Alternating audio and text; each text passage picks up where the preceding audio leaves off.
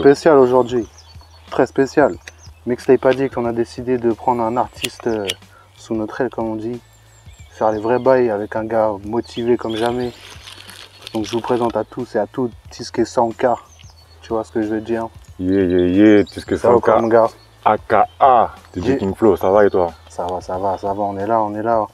Igo comme d'hab, c'est la routine. À peine levé, roule un doggy. Enfumé dans le véhicule, ça nique à plein avissaire en ville. Je reçois un coup de fil, y aurait besoin d'un peu d'herbe et l'occasion d'une connexion avec un MC de Nouvelle-Angleterre.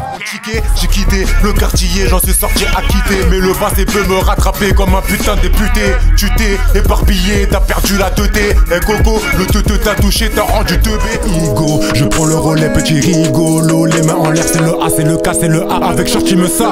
T'as capté le message, clé de sol sur le trousseau, que du sale à proposer. On a bossé fort, hein, tu vois. Très fort, ouais. Bosse fort. En peu de temps. La motivation. La motivation de ouf, mon gars. Et tu connais la tradition, hein. Avant qu'on commence cette petite discussion, je dois te poser la question. Mixtape Addict, mon gars. C'est qui ton DJ préféré? À part DJ King Flow. DJ préféré, ça va être DJ qui m'a plus marqué, on va dire. Parce que DJ préféré, pour moi, ils sont tous presque à la même échelle en vérité. Hein. Je t'en citais plein, DJ Abdel, Bucket Killer. Hein. Ouais.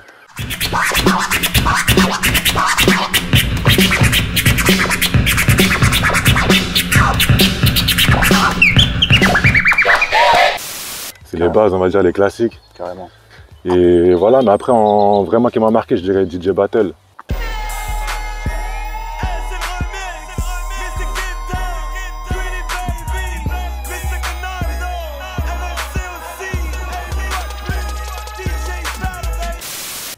DJ Battle, très puissant. Shout-out Battle, mon gars. Très puissant, en tout cas à mon époque. De ouf. Et ouais, j'ai bien grandi avec lui. Et moi, j'écoutais aussi beaucoup La Fouine. Et du coup, La Fouine, c'était DJ Battle. C'est ça. Derrière. C'est ça. Battle, il avait ce truc, tu vois, il ramenait le côté Quinry et tout. Le côté Quinry, ouais, même il parlait au mic. Ouais, c'est ça, tu vois. Avec ses effets et tout ça, là, c'était énervé. C'était énervé. DJ Battle. De ouf.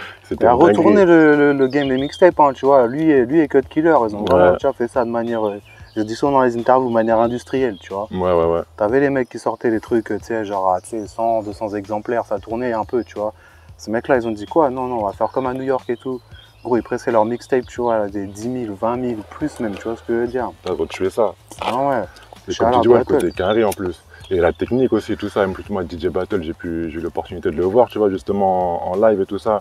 Même échanger avec lui, voir son matos et tout ça. Putain, c'est une dinguerie, ma gueule. C'est une dinguerie quand t'as 14-15 piges et tout ça, laisse tomber. La technique, tout ça. Même ouais, l'aisance au mic.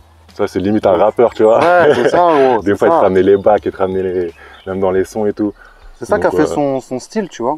Ouais, de ouf. C'est ça qui a, en fait, s'est différencié des autres par rapport à ça, tu vois. Il a ramené ce côté, tu vois, qui venait des mecs comme DJ Clue et tout aux États-Unis, tu vois, qui gueulaient sur les sons et tout. DJ Clue, tu vois, les mecs, ils ostaient le truc, tu vois. C'était ça leur skills, tu vois. T'avais les DJ aussi qui étaient vachement bons. C'était pas le drop déjà fait, qui remettait à chaque fois. Ouais, tu vois, c'était en live, ça chauffait direct le truc et tout, tu vois. Ah ouais. DJ Battle qui est toujours là, tu vois, toujours là. Et shout-out à tous les DJ qui supportent les indépendants dans ce truc, tu vois. Yes. Parle-nous un petit peu de ton parcours et tout, tu vois. Par exemple, on va te poser une question simple. Dis-moi. C'était quand pour toi, genre, le moment où tu as su que le rap c'était ton truc, tu vois? Ça t'est sûrement arrivé jeune, tu vois ce que je veux dire? Le moment, ouais, jeune, après, c'est pareil, j'aurais pas un moment précis, t'as vu? Ça n'est passé des choses, mais ouais, c'est plus, je pense, c'est la reconnaissance au quartier, tout ça, quand tu commences à rapper en soirée, dans les bâtiments et tout ça, les mecs, oh, tu vois. Carrément. Et puis là, maintenant, le rap, c'est devenu genre banal, c'est normal, tout le monde dit rap. En vérité, à l'époque, je sais pas quelle année, ouais, 2009, 2008, c'est comme ça, tu vois. Avant 2010, là, c'est pas tout le monde qui rappait en vérité, tu vois. Il y en a, ils rappaient, mais c'est pas tout le monde qui osait aussi rapper. Il y en a plein, ils osaient pas rapper, ils avaient honte. Et vas-y, moi, je suis quelqu'un de réservé et tout ça, mais je sais pas, le rap, bah les couilles, tu vois, tu mets 1000 personnes, je sais pas, je dis ça va me porter la poisse, ça se trouve. J'ai ce côté où ça va, j'arrive à être à l'aise et tout ça. Et ouais, du coup, j'étais un des premiers, en tout cas, dans le groupe, dans notre équipe, à rapper, ça mettait une instru, tout ça, ça paiera. Et les gars, tu connais, ouais, ça chauffait et tout. Et de là, bah vas-y, ça a fait le truc et puis on en est là aujourd'hui. Après, on a professionnalisé la chose, on s'est mis vraiment sérieux et tout ça. On l'a sorti du bâtiment. C'est ça, ça. On est parti voir ailleurs, on s'est vraiment ouvert et tout ça. Parti voir sur la côte ouest française. Ouais, la côte ouest française maintenant, ouais, de ouf. Carrément. Mais voilà, ouais, c'est dans, ouais, je pense 14-15 ans. 14-15 ans, les fin collège, là, début lycée. T'es originaire du 7-7, tu vois, ça que les gens doivent savoir. T'as bougé après Sable d'Olonne et tout. Voilà, originaire du 7-7, maintenant au Sable d'Olonne. Ouais, je suis arrivé à, je crois, 2014 au Sable d'Olonne. C'est-à-dire j'avais un peu la vingtaine passée. Et voilà, ouais, j'ai grandi dans 77, donc banlieue parisienne. Voilà, une vie, quoi, la vie normale, on a kiffé. Et après, ce qui est dommage, c'est que je me suis vraiment bougé justement dans le PRA professionnel sur la côte ouest française, le Sable d'Olonne, alors que toutes les opportunités sont sur Paris. Et comment ça se fait, ça, justement? Je sais pas, hein, après, bah, à Paname, on était là, on rappait, mais on faisait plein de trucs à côté aussi, on était trop dispersés à gauche, à droite. Et puis il y avait ce côté, il n'y avait pas vraiment de sérieux, c'était plus jeune, on était plus jeune aussi, j'étais plus jeune. Donc non, il y a plein de choses à se rentrer en compte. Après, arrivé au Sable, bah, c'est pareil, je connaissais moins de monde, j'avais moins de fréquentation, je me suis plus renfermé, donc après, bah, tu connais, hein, même les artistes, les rappeurs, ils savent, dans la solitude, tout ça, bah, de ouf. Voilà, on prend le papier, on gratte, ça inspire, et du coup, bah, on rentre vraiment plus dans le peura et on commence vraiment à aller au studio, à payer les séances, à vraiment se dire là, on dépense de l'argent et faire des clips. Ce qui est bien aussi, c'est que, tu vois, ici, il y a moins de, entre guillemets, de concurrence, tu vois, alors que sur Paris, tu vois, le nombre de mecs et tout qui veulent percer dans le peura et tout, c'est incalculable, t'as vu, il y en a plein et tout. Alors que quand tu arrives dans une région, il y a peut-être moins de concurrence et tout, tu as peut-être plus de facilité justement à faire tes marques et tout, tu vois. Ouais, aussi, ouais, ici, ouais, après maintenant, partout ça rappe fort, hein. Je te promets, partout, toutes les villes, tous les quartiers, tous les bleds paumés, mon gars, il y a toujours et au pluriel, il y a vraiment des MC, ma gueule, c'est pas un rappeur, il y a vraiment plein de rappeurs. Après, il y en a qui sortent plus du lot ou quoi, mais comment dire, après, même ce truc de concurrence là, c'est mauvais, c'est ça aussi qui tire les gens vers le bas au final, parce que concurrence, les gens ils sont là, il devrait pas y avoir cette concurrence, et tu vois ça, il y a, limite moi, j'ai beaucoup plus rappé, enfin comme je te dis, le plus sérieux du rap, je l'ai fait au Sable d'Olonne, je vais vers mes gars de Paname, normal, la main sur le cœur, ça peut faire des filles, ci et ça. Ici mon gars, limite, il y a ce truc de concurrence. Donc est-ce que c'est parce que les gens ils sont pas beaucoup, ils ont peur que c'est ça? Il faut qu'il y ait une compétition mais qu'elle soit saine. Ouais, mais une compétition saine. Musicale surtout, tu vois. Une compétition saine, musicale. Regarde maintenant, tu regardes les clips et tout ça maintenant. Bien sûr que les gars ils veulent meilleur que l'autre qui est en featuring, mais tout le monde il rappe avec tout le monde, ma gueule. Et là, cette force elle est là, tu vois. Ça, c'est pas tout le monde qui comprend le truc, tu vois. Ouais, non. Parce que, bon, après, c'est une phrase un peu banale, tu vois, mais l'union fait la force, mais c'est vraiment véridique, tu vois ce que je veux dire. Parce qu'au lieu de faire la concurrence et tout, si les mecs rappaient, tu vois, les uns avec les autres, clippaient entre eux, tu vois, que certains beatmakers se mélangeaient des trucs, que c'est ça le hip-hop aussi, tu vois. C'est comme ça qu'on crée un mouvement et c'est comme ça qu'on crée de l'engouement surtout, tu vois. Ouais. Mais pour le hip-hop, on doit faire des vraies choses. Alors laisse-moi te poser une question. Dis-moi. Il y a plein de mecs, tu vois, en plus cette question-là, des fois, tu sais, quand tu as des connaissances avec des mecs que tu apprécies vite fait, il y a plein de mecs qui trouvent cette question chelou, des fois ils veulent pas répondre.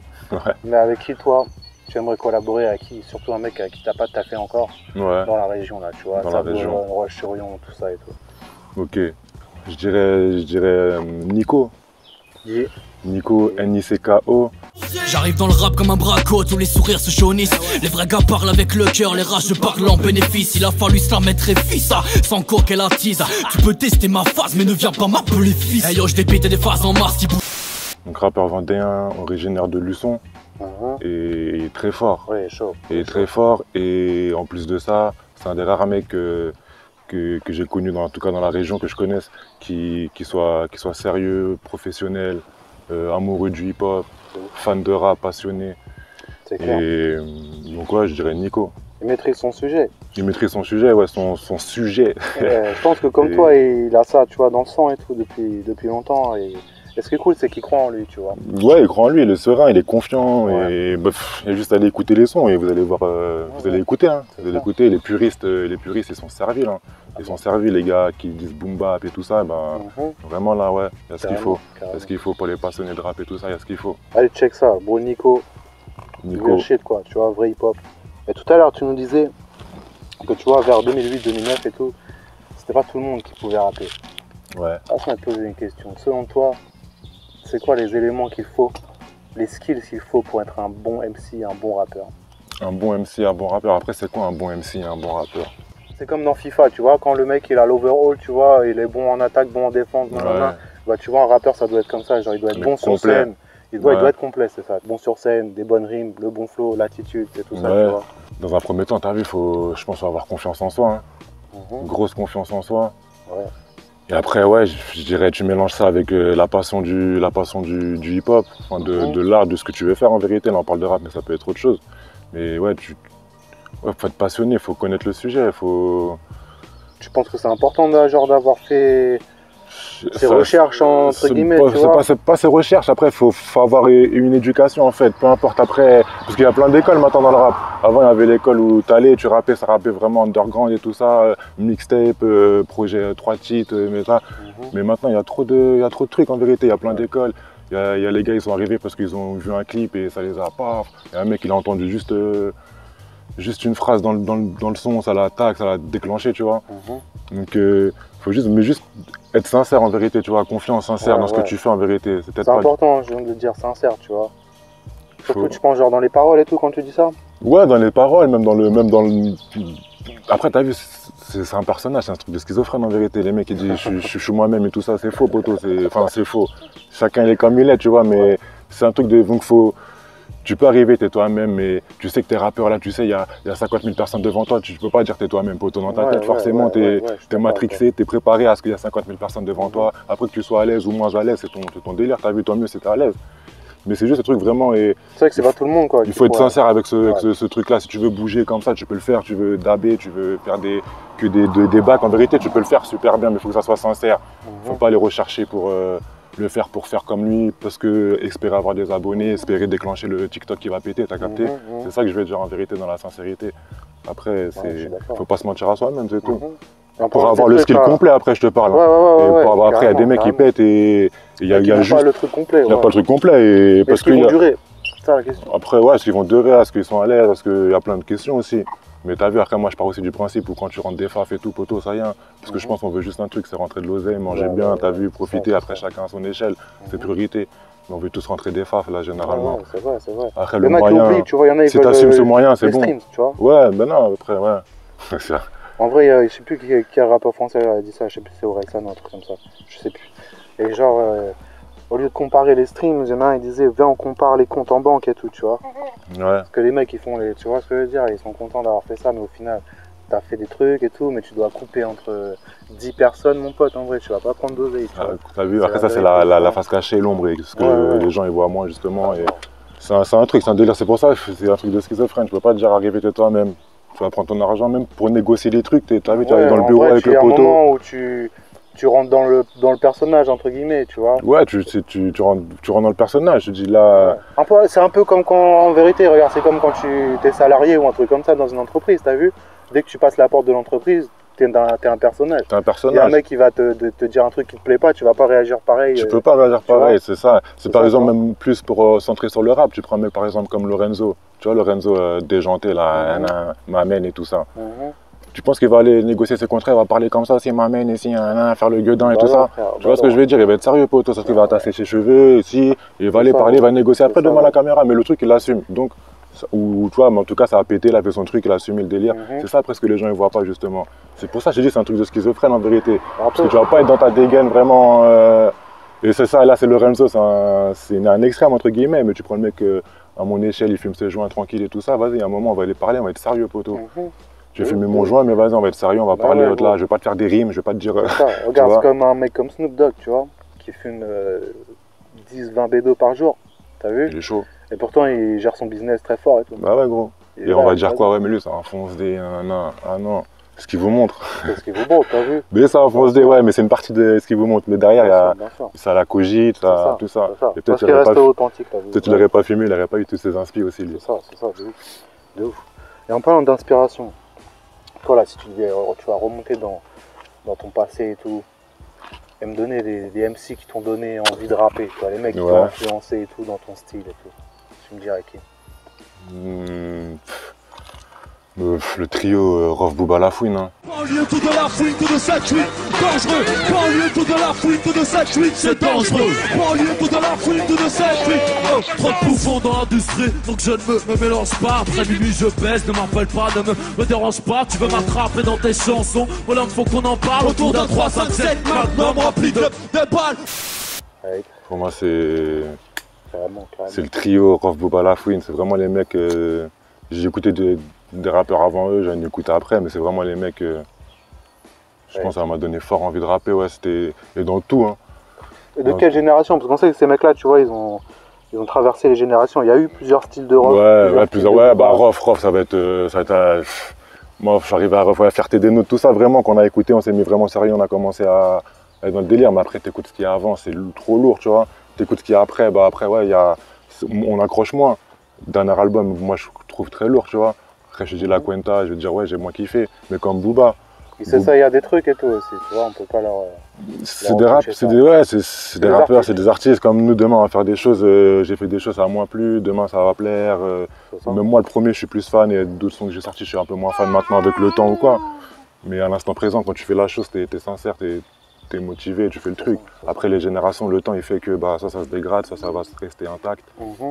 T'as confiance en rap maintenant, au rap et tout, tu vois, te dire que peut-être le talent va reprendre le dessus sur les mecs justement qui n'ont pas les skills nécessaires et tout. Est-ce que tu es confiant en ça? Ouais, non, je suis confiant. Après, je suis confiant comme je suis pas plus dégoûté non plus du rap de maintenant, en vérité, tu vois. Je veux pas. Moi, je kiffe hein, les mecs autant comme Nino, que je trouve ça un mec complet, tu vois. De ouf, complet. Il y a des mecs qui vont dire c'est du commercial, il y a des mecs qui vont dire si. Moi, je trouve ça un mec vraiment complet dans le skill. Si tu connais le rap, c'est que tu écoutes Nino, tu sais qu'il mec, il connaît son rap. Voilà, tu connais. Lui, c'est par exemple même l'exemple parfait là comme tu me disais, quand je te disais les facettes, tu vois. C'est Nino, poto, tu sais qu'il est cousin. Il y en a là-dedans, poto. Il n'est pas arrivé là pour rien, poto. Il y en a là-dedans, ma gueule. Il est pas solo, il y en a là-dedans. Donc tu dirais, ouais, non. Et mais comme Koba aussi, je vais kiffer par exemple. J'ai kiffé, tu vas parler, vas-y, je vais kiffer. C'est le cliché encore une fois de Koba, mais moi je kiffe. Et comme il y a d'autres sons où j'ai écouté les posés, j'ai pris des. C'est comme quand Future il est arrivé, tu vois, avec son style là, tu vois, de 2010 et tout. Au début, les mecs ils écoutaient ça, ils disaient, mais qu'est-ce qu'il fait lui, tu vois, c'est un style grave chelou. C'est comme Koba Ladé arrivé avec un style particulier. Les mecs, ils osent, poto. Ils s'ambiancent, ils osent.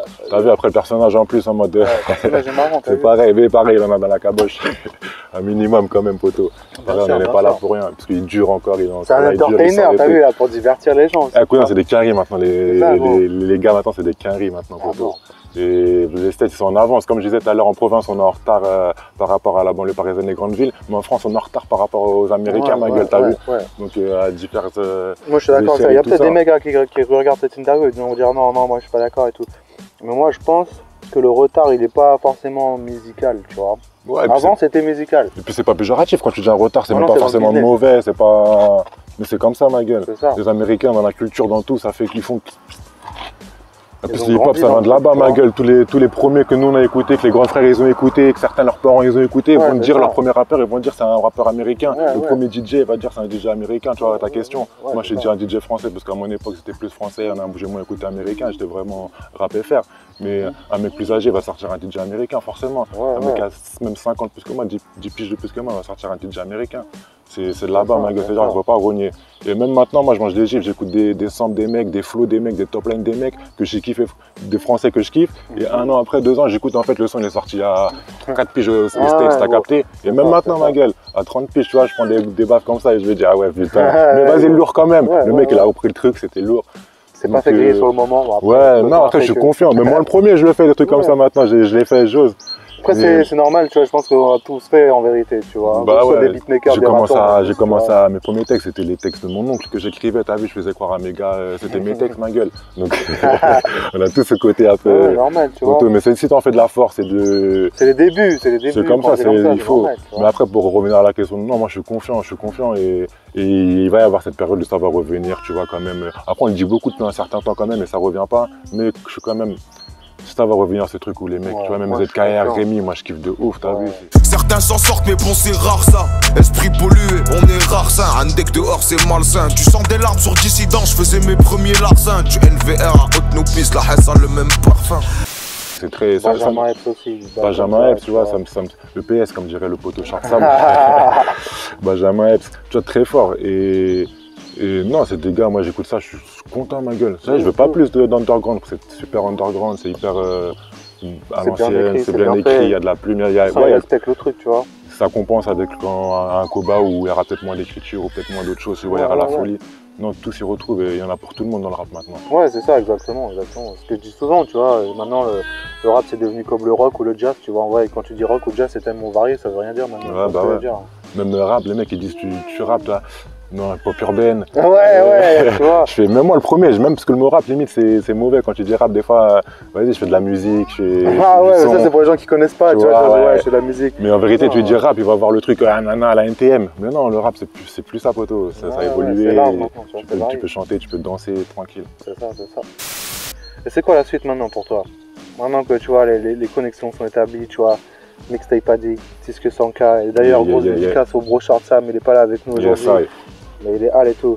C'est quoi la suite maintenant pour toi? Ben la suite, ça va être balancer des projets. Hein. Comme on le dit beaucoup pour ceux qui suivent, dans les hashtags et tout ça, boss fort. C'est ça. Ça revient beaucoup, fort, boss fort. Comme le premier, un des sons qu'on a sorti, le dernier qu'on a sorti plutôt même, je dirais.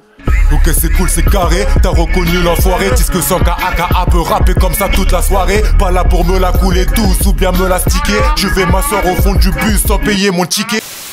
Voilà, c'est 100% fait maison. Ça bosse fort, donc maintenant on bosse fort, on va continuer à bosser fort et par là on va sortir des projets et ça va arriver. Parle-nous des projets justement qui arrivent, tu vois, balance aux gens et tout. Là, des choses qui sont passées ici. Il y a le projet Roquette qui arrive là, qui s'est passé dans quelque part dans la forêt. Tu vois ce que je veux dire? Quelque part dans la forêt, il y a le projet Roquette. En fait, le délire, ça va être balancer plusieurs projets, je pense. Régulièrement, histoire de ravitailler tout le temps l'assiette, tout le temps donner à manger. C'est ça. Et il y en aura pour tout le monde. Et ça moi, je pense que, tu vois, il n'y a que les mecs de catégorie high level, comme tu sais, les mecs très connus, genre les Nino, les machins, qui peuvent se permettre de sortir un son, faire des pauses, ressortir un son, faire des pauses. Mais tant que t'es pas à ce niveau-là, il faut balancer. C'est compliqué, il faut balancer, il faut donner à manger aux gens, c'est ce qu'ils veulent entendre. Et en plus, t'as pas de notoriété, enfin je dis t'as pas, moi j'ai pas de notoriété, on n'a pas ça, les rappeurs à notre échelle là. Ça veut dire il faut qu'on soit tout le temps là, parce qu'on va être encore plus vite oublié. Les mecs qui nous écoutent une fois, deux fois, ils font tourner, après c'est fini. Non, ça va tellement vite, tu vois. Ça va trop vite, gros, ça veut dire non, il faut balancer tout le temps. Et c'est ça le truc, après il faut balancer de la qualité et tout ça. Donc dans Boss Fort, il y a Boss Fort, on continue à bosser fort, mais même avant on bossait déjà fort, tu vois, pour en arriver à Roquette.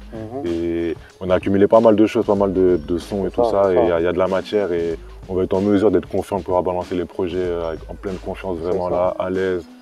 Et sereinement, ouais, sereinement. Et tout à l'heure, tu vois, on parlait que les States étaient en avance et tout. Mais nous, on n'a pas allé aux States, tu vois. Mais les States sont venus à nous. Les States sont venus à nous, ouais. Raconte aux gens un peu cette expérience, tu vois, qui s'est passée dans la forêt, tu vois. Il y a un son qui va sortir avec clip et tout ça, là, dans pas longtemps. Ça se trouve, il sera déjà sorti même. Ouais. Mais... Another touchdown the game. We bustin' raps, smoking weed like any day. King flow with this beat. We don't fucking play. Dans le son, en fait, on raconte comment ça s'est passé finalement. C'est ça. 148. C'est ça. Le son s'appelle 48 du coup. Et en pourquoi gros, 48? Pourquoi 48? Il y a trop de trucs. Non, en gros, pour faire dans la largeur, il y a un Américain, il est arrivé en France. Et DJ King Flow l'a contacté, pardon. Et l'Américain, il a proposé de venir. Et l'Américain, il est venu avec son boy Toka. Et l'Américain en question, c'est Harry Chusset. Et il est venu en France sur un petit détour du coup de 48 heures. Et du coup, en 48 heures, on a pu faire 5-6 sons même. Ouais. Je sais même pas, 5 ou 6 sons, deux clips, une interview. Et voilà, on a bossé vraiment fort. Donc ça fait partie du boss fort, voilà, du hashtag boss fort. On bosse fort et du coup, il y a un projet qui va sortir avec Harry Chusset. C'est ça. Une connexion France-Amérique et ça va être énervé. International le truc, tu vois. International, ouais. C'est le genre de trucs qui sont bien parce que là, c'est des vraies collaborations, tu vois. Ouais. Où genre là, il y a de l'interactivité entre les gens. Après, j'ai pris des claques encore. Je vois le mec, il est arrivé, il était complètement jet-lagué, il a gratté son couplet en En 20 minutes, il l'a posé en 10 minutes, il est parti dormir. Moi, j'étais là, poteau, dans ma feuille. Je fumais des joints, j'en décrochais pas une rime. Ouais, tu vois. T'arrives, t'as vu. Et le lendemain, t'es arrivé. Ouais, le lendemain, ça y est. Le lendemain, ça y est. Le lendemain, elle arrivait fort. Le lendemain, elle arrivait fort. On avait l'inspi, on avait les poteaux, ils sont venus donner la force aussi, en plus, les frangins, tout. Donc, non, après, mais lourd, mais c'est ça, c'est bien, on en apprend. Et comme lui, tu vois, il en a appris aussi sur la France, sur le rap français, sur l'ambiance qu'on a aussi chez nous. C'est ça, et voilà, on a fait montrer la côte ouest française, les Sables d'Olonne. Ouais, mon gars, comme tu disais, il y a du talent partout. Hein. Il y a du talent partout. Grave. Et pour moi, je vais revenir je vais faire un rewind, tu vois, pour revenir au tout début de cette expérience, tu vois. Ouais. Parce que se trouve que j'étais dans le studio Panormal Prod, gros big up à mon gars disciple de Panormal Prod à Orléans, tu vois. Et je lui ai dit que je partais habiter en Vendée bientôt. Il m'a dit, je connais un mec là-haut, un mec sérieux et tout, tu vois, qui fait des vrais bails et tout. Je dis, comment il s'appelle? Il m'a dit, il s'appelle Short Sam. Ok, je suis arrivé sur place, j'ai envoyé un message à Short Sam. On s'est capté, il était avec le poteau Tisque 100K. Tu vois ce que je veux dire? Et depuis, les relations sont faites, on a eu la même vision. Et maintenant, on travaille tous au sein d'une seule équipe, tu vois. Équipe Mixtape Addict, on fait les bails, tu vois. On s'est rallié, se donner la force. Ouais, depuis octobre 2021, c'est ça, tu vois. Jusqu'à maintenant, les bails sont hal. Et on va leur mettre des grosses gifles, tu vois. Des roquettes. C'est ça, des roquettes. Ouais, ça fait plaisir, tu vois, d'avoir trouvé des gars qui partagent la même vision et tout, et qui vont vers le même but. Ben c'est ce qui me manquait en plus, c'est ce qui manquait nous en tout cas, moi personnellement c'est ce qui me manquait, tu vois. Il manquait quelqu'un qui drive un peu, qui soit motivé autant, tu vois, comme le poteau, comme toi, qui soit à déter, tu vois, motivé, on va dans le même chemin, il n'y a pas... C'est ça. Et c'est ce qui manquait un peu, c'est ce qui manque toujours, et en tout cas là c'est ce qu'on a pu se réunir, se donner la force. C'est ça. Chacun à son étage et tout ça. Et c'est extrêmement lourd, on sait où on va, motivé. C'est ça. Et voilà. C'est bien que tu dis ça, tu vois, chacun a sa mission, chacun sait ce qu'il a à faire, tu vois. Et on ne piète pas sur l'autre. Ah, mais c'est compliqué à arriver, t'es 5 rappeurs, t'arrives, c'est compliqué. Tout le monde il veut rapper poteau, c'est trop, les mecs, quand on parlait de concurrence tout à l'heure et tout ça, même au sein d'un même groupe il y a de la concurrence, parce que tu veux rapper mieux, tu veux tac, non l'athlète il n'a pas le temps, toi t'es plus motivé. Moi je dis ça, on était en groupe à LMDLP avec le poteau stoïque, hein. On était 2 frérots, on est parti à 5, hein. En une semaine on était plus que 2, en une semaine on était plus que 2, on a sorti un projet, jusqu'à maintenant on dit toujours LMDLP, tu vois, mais gros, on était que 2, mais même à 2, c'était une galère, poteau. Si, ça. T'imagines les mecs, quand les groupes, genre comme le Wu-Tang et tout, ils sont 12 les mecs, tu vois. À gérer les égos, les histoires, les vies de tout le monde et tout. Et même les rappeurs, même au-delà des rappeurs, le manager, le producteur, le tour, vas-y, il pète un peu, il arrive au studio, il y en a 15. Ouais, c'est ça. 15, ils ramènent tous un gars à eux, ici et ça. Le manager, il parle à l'autre, il est pas content, non. Vas-y, c'est des dingueries. Donc ça veut dire là, c'est bien, chacun a son truc, sa mission, c'est ça. Je vais pas faire la star en mode je suis tranquille, je suis seul rappeur et tout ça, parce qu'en plus je suis le premier à... Tu connais, même lui, le poteau m'a stoppé. Le poteau m'a stoppé, si on peut faire croquer tout le monde, on fait croquer tout le monde. Mais c'est vrai qu'il y a ce délire où on s'est enfermé, le petit cocon et tout ça. Et vas-y, c'est ce qui fait avancer au final. C'est ça, c'est ça. On s'est enfermé, mais après, comme tu dis, on est ouvert à d'autres collaborations. On est ouvert complètement, mais en tout cas, professionnellement parlant, on s'est vraiment enfermé, tout ça, on sait où on va aller. Et ouais, faut bosser. T'as vu, moi, des fois, avant, je pouvais pas aller au studio tout seul, ma gueule. Fallait que j'appelle un poteau, tu connais, j'ai attaqué. Et vas-y, ça y est, maintenant tu connais, je t'appelle 21h, je prends la voiture, tac, 4h du matin, ça rentre. Je suis tout seul. Il y a 40 minutes à faire, j'ai fait les 40 minutes. C'est ça, c'est ça. Dans la forêt, tout seul, tu connais Spliff, et c'est parti. Avant, jamais. Mais parce que vas-y, on a trouvé cette motivation, ce truc, et le sérieux, le professionnalisme. En plus, on voit l'évolution, tu vois. Même si on n'a pas encore sorti grand-chose, on sait, nous, ce qui se cache, il y a eu l'impact et tout. Il y a eu l'impact, on sait qu'en off, il y a là les projets, le mec qui m'appelle le disque dur, ah ouais, il est riche. Il est riche. Ouais, mon gars. Moi je suis content de ça et j'espère que les gens vont apprécier le truc. De toute façon il y a déjà eu tous les extraits, tu vois. Les trucs seront sortis même quand l'interview sera out, tu vois. Les gens vont aller checker ça sur le site mixtapeaddictmedia.com, sur Audiomack, sur YouTube, tout sera là, dispo pour vous. Et on va continuer à vous balancer du très très lourd, mon gars. Est-ce que tu as un mot de la fin pour les gens, justement, tu vois, qui ont suivi le truc, et tous les gens qui te suivent depuis le début de cette nouvelle aventure? Qu'est-ce que tu pourrais leur dire? Non, force. Merci aux personnes qui suivent. Je sais qu'il y a des gars, en plus, il y a des retours quand même, tu vois. Des gars, quand on voit des retours positifs, même des fois évolutifs, soit constructifs, tu vois. Pas forcément des trucs que je vais entendre, mais ça fait évoluer, tu vois. C'est sérieux, c'est sincère, et ça veut dire Non, force, merci. Et justement, on va continuer à donner. On espère que l'assiette, elle sera toujours pleine, t'as vu? C'est ça. Au calme. Non. Et nous, en tout cas, on bosse sérieux, on bosse sincèrement. Professionnellement parlant, on est vraiment... C'est ça. Moi, personnellement, je suis au top, là. Ouais. Carré, on pourrait toujours faire mieux, hein. Mais là, en tout cas, on a trouvé le bon bateau West Invasion, là. Ça a prouvé aussi West Invasion, là. À mort. West Invasion, c'était... la mixtape West Invasion. C'est ça qui a lancé un peu... Voilà, c'était ça, le lancement, tu vois. On a vu... Ça n'a pas parlé chinois, ça fait les choses. En un mois, ça arrive, ça réunit des MC de partout et tout. Un truc de ouf. Il va falloir qu'on fasse un petit volume 2 hein, bientôt quand même. Avec plus de featuring même, tu vois, mélanger les trucs, ça sera encore bien, tu vois, encore mieux. Carrément. Mais après, sinon les projets vont arriver. Rocket, volume 1, en tout cas, il va sortir. Il y aura plein de projets à la suite. Allez checker sur les réseaux, Snap, Instagram. Et voilà, et force au poteau Short Sam, l'homme de l'ombre. Hein. C'est ça. Vraiment, grosse force à lui.